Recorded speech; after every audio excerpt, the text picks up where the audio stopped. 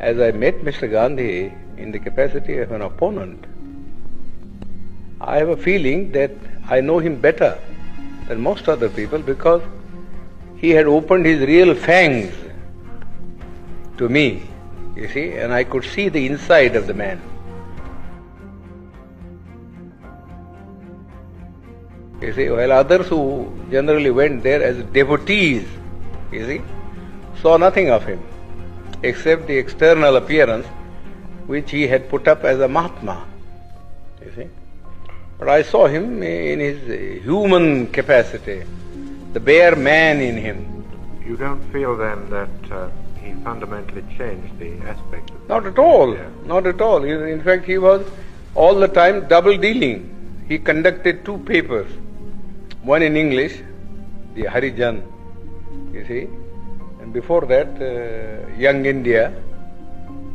And in Gujarati, he conducted another paper, you see, which is called the Deen Bandhu or something like that. Now, if you read the two papers, you will see how Mr. Gandhi was deceiving the people. In the English paper, he posed himself as an opponent of the caste system and of untouchability, you see, and that he was a Democrat. But if you read his Gujarati magazine, you see, you will see him a more orthodox man. He has been supporting the caste system, the Varnashram Dharma, and all the orthodox dogmas, you see, which has kept India down, you see, all through ages. In fact, somebody ought to write Mr. Gandhi's biography by making a comparative study of the statements made by Mr. Gandhi in his Harijan and the statements made by Mr. Gandhi in this Gujarati paper. There are 7 volumes of it. You see? The people, the Western world only reads, you see, the English paper where Mr. Gandhi, in order to keep himself, you see, in the esteem of the Western people who believe in democracy, was advocating democratic ideals, you see.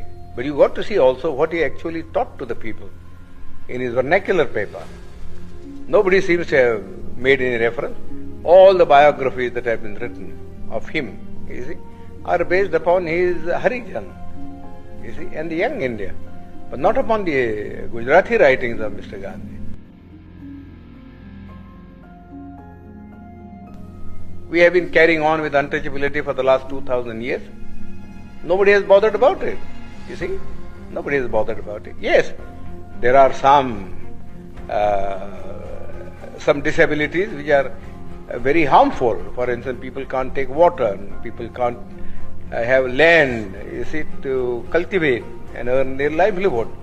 But the other things which are far more important, you see, namely that they should have the same status, you see, in the country, and that they should have the opportunity to hold high offices so that not only their dignity will rise, but also they will get what I call strategic positions from which they could protect their own people. Mr. Gandhi was totally opposed. Totally opposed. You see? He was content with things like temple entry. Temple entry, that was all the thing that he wanted to do. You see? You see?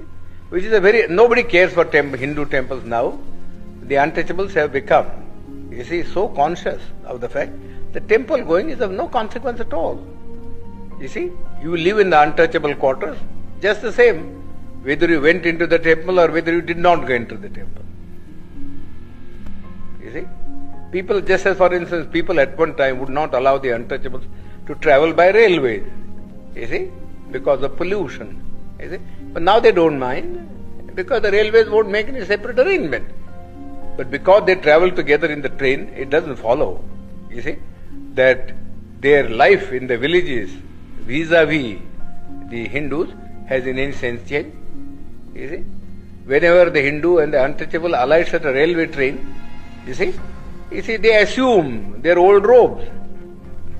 As I met Mr.